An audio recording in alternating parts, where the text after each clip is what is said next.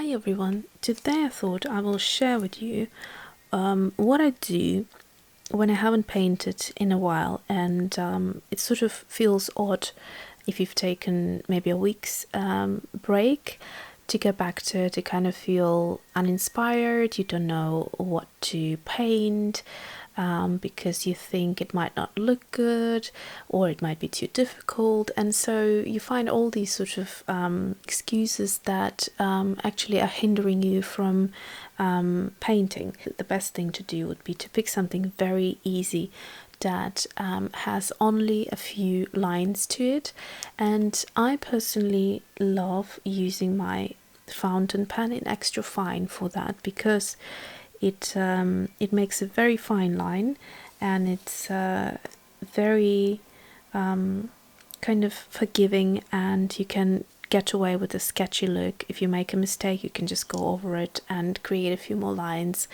and at the end of the day it then becomes about the watercolor process rather than the painting, which can be quite off-putting. If you struggle with drawing, then obviously to paint you need to, most cases, draw something first, unless you want to go for something very loose and abstract.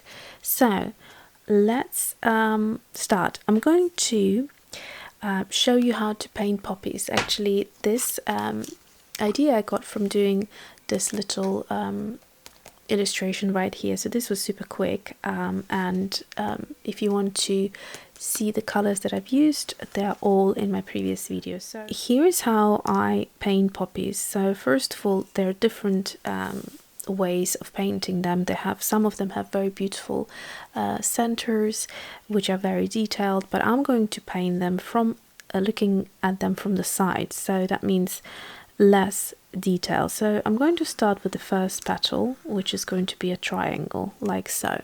As you can see here, the line was a little bit dry, so I can go back in, that's not a problem.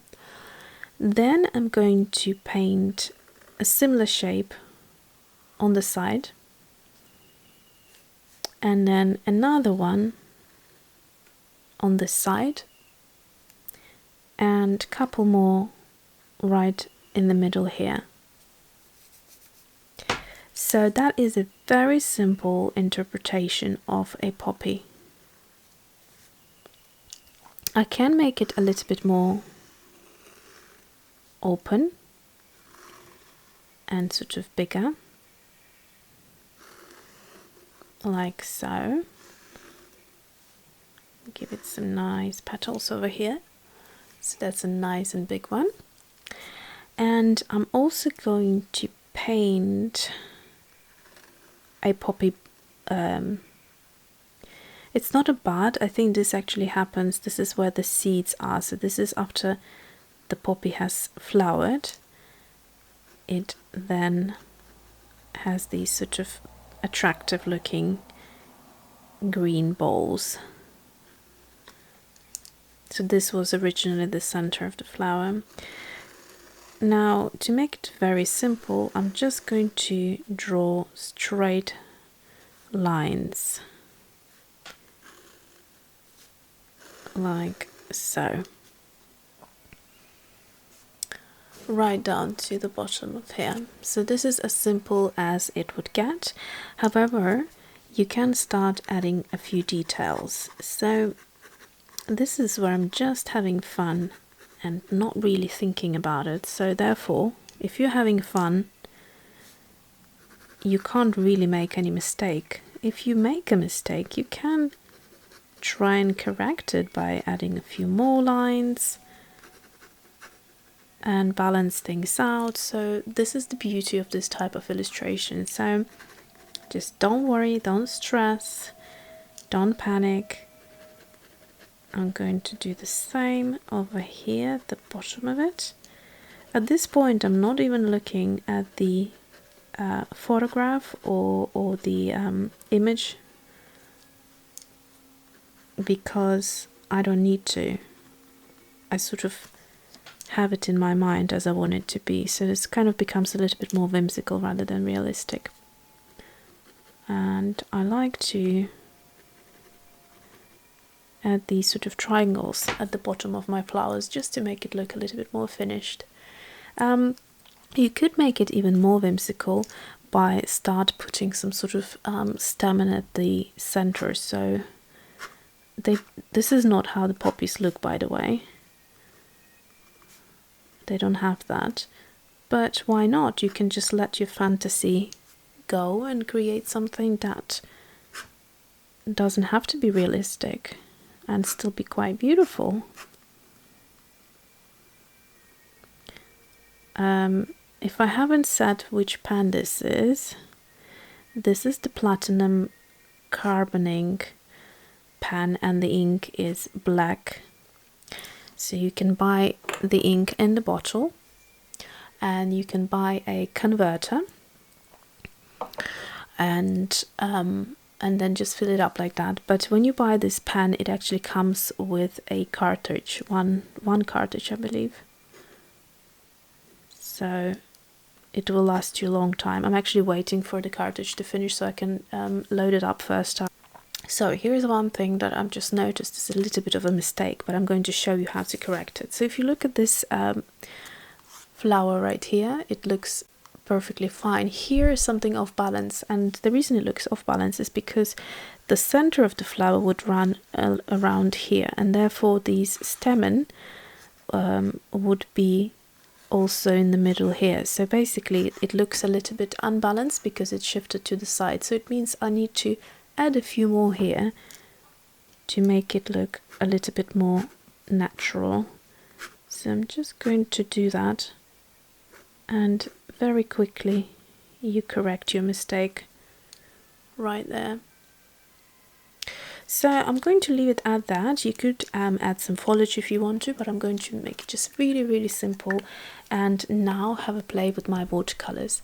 So as you have noticed, I have pulled out my White Nights palette, which I absolutely love. And the reason I love it for journaling or painting something easy and quick is because they give you that instant punch, and you don't need to do glazing if you don't want to, because you will see it's just brilliant. So I'm going in and doing a glaze of water, and looking at my swatch card, I'll probably go for something actually quite orangey today. So I'll go for the Titan Red. Just a beautiful color. I'll try to figure out, I think it's this one. So I'm just going to put that here. And so the White Nights, they don't have this quick movement on the wet and wet like some other watercolors do, so you have to work with them a little bit. You have to push the color. That's the only thing you need to do, because the rest, as you can see, super vibrant. So I'm leaving some highlights of the petal. That's all I'm doing. By the way, this is gorgeous orange. It's right here. I would highly recommend for you to buy a pan of it. So I just moved a little bit from the black lines, just to make the black lines a little bit more visible.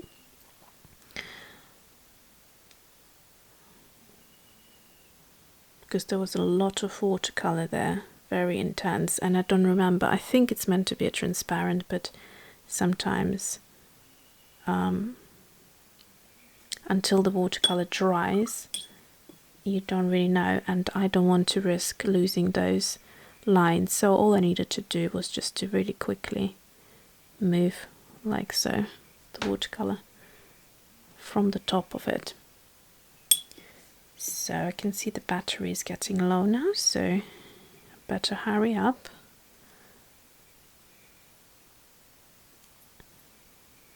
So as you can see, I'm not even mixing any watercolors. I could do it, but this is just the quickest way of getting yourself inspired and getting yourself back into painting and creating.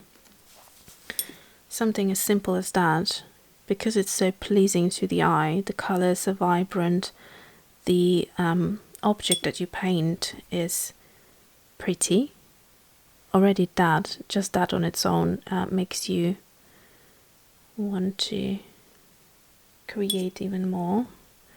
So I'm just going to soften the line over here.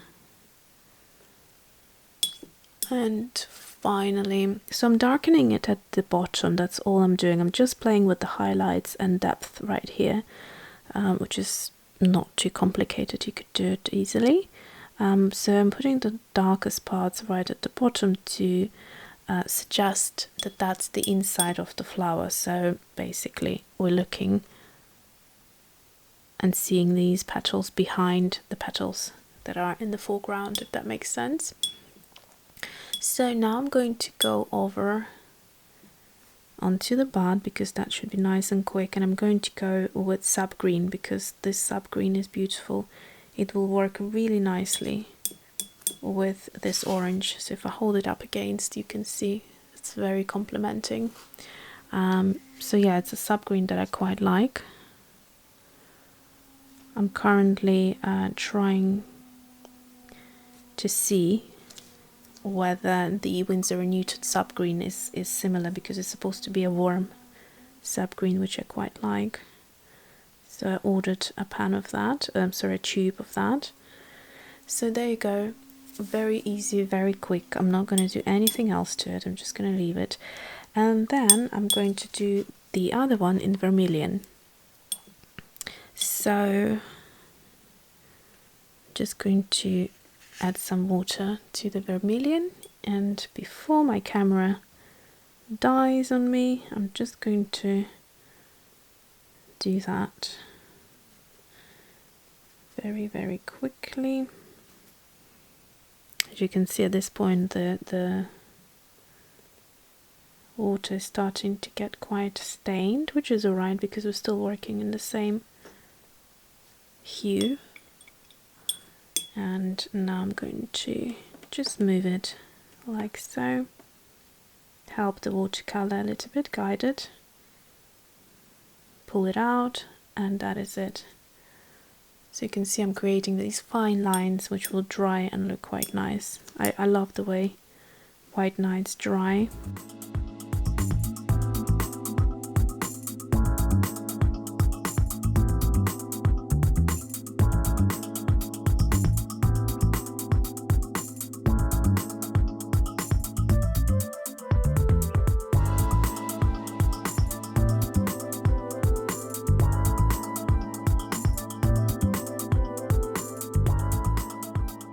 So if you want, you can lift it just a little bit more, like so.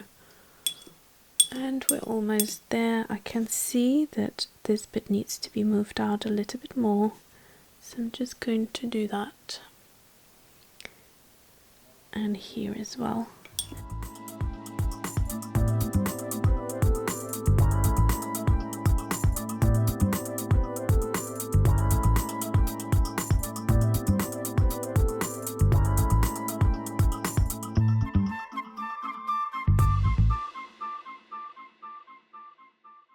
Okay, so the memory card got full and I didn't notice, so I finished up, I think, 2 petals. And now I'm doing the last one right here, which is doing exactly the same thing as I did before. Just dropping in the color right at the bottom and then just softening it out and washing the brush in between, like so. So if you need a highlight, you just basically wipe that color off here, like so. And that is it. So actually this petal here needs a little bit more. So this is a rare case when you need to do some glazing. So I'm just going to add a tiny bit of glazing right here, and actually a bit more here as well. Going to take it down here. I just don't want to lose the lovely lines I have made. It seems to be a little bit more opaque this one, the vermilion.